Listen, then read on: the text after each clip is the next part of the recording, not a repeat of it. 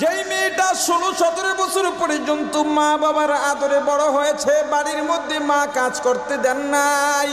যেই মেয়েটা কোনোদিন চুলার কাছে যান নাই, চুলার কালি হাতে লাগে নাই,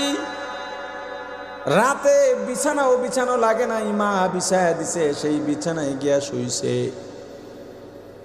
যেই মেয়েটা ফজরে উঠে নাস্তা নিজেই তৈয়ার সামনে পাইয়া গেছে, ওই মেয়েটাকে তুমি রশি দিয়াও বেঁধে আনো নাই, বন্দুক ধরে পিস্তল ধরেও আনো নাই, মামলা করেও আনো নাই, শুধুমাত্র কালেমার অদৃশ্য বন্ধন, কালেমার বন্ধন হয়ে গেছে, এখন তোমার সঙ্গে নামতেছে, পিছে পিছে যাইতেছে, মা কাঁদে, বাবা কাঁদে, মেয়েটাও কাঁদে, তুমি একটা অপরিচিত মানুষ, কেন বোঝো না? কেন তোমার পেছনে রওনা দিল, তোমার বাড়িতে চলে গেল, 1 সপ্তাহ হয় নাই, তোমার শ্বশুর যদি দুর্ব্যবহার করে, মেয়েটা বাবার সঙ্গেই রাগ হয়ে যায়, আমার জামাইরে কিছু বললে আমি তোমাদের বাড়িতে আর কোনোদিন আসবো না, মাত্র 1 সপ্তাহের পরিচয়, অপরিচিত একটা পরিবেশের মধ্যে তোমার বাড়ি, না চেনে তোমার মাকে, না চেনে তোমার বোনকে, যেই মেয়েটা বাড়ির মধ্যে কখনো চুলার কাছে যায় নাই, তোমার বাড়ি গিয়া সব সময় চুলার পিঠে থাকে,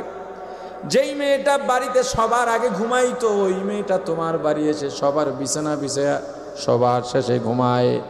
যেই মেয়েটা বাড়িতে সবার শেষে ঘুম থেকে জেগে নাস্তা নিয়ে বসতো, ওই মেয়েটা তোমার বাড়ি এসে সবার আগে উঠে সবার জন্য নাস্তা বানায়, কেন জানো? শুধুমাত্র তোমার বাড়ির অপরিচিত মানুষগুলোর মন রক্ষা করতে, আপন করবার জন্যে। তোমার মা তোমার বউয়ের বিরুদ্ধে নালিশ দেয়, দেবেই দেবে, কিচ্ছু করার নাই, এইটা বউ শাশুড়ির সবচেয়ে বড় সফলতা। যদি ঝগড়া না থাকে তাহলে হাউরির সফলতাও নাই, বউর সফলতা নাই, এটা হলো তাদের অবস্থা। তোমার মা নালিশ দিছে, মাকে সান্ত্বনা দাও, বউয়ের পক্ষে বলে মাকে কষ্ট দিবা না, একমত। যদি দেখো না বউয়ের অন্যায় নাই, রাতে গিয়া বউকে বুঝাও, দেখো আমার মা আমার জন্য কত কষ্ট করছেন,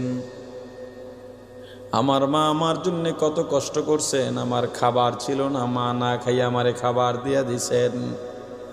এই যে আমি এত পরিপাটি, আমার মা আমাকে পরিপাটি বানাইছেন, আমার মা যদি আল্লাহ না করুন অন্যায় করে ফেলেন, আমার মাকে আমি কিছুই বলতে পারবো না, কারণ আল্লাহ নিষেধ করেছে। মা যদি অমুসলিমও হয়, বাবা যদি অমুসলিমও হয়, তবুও কিছু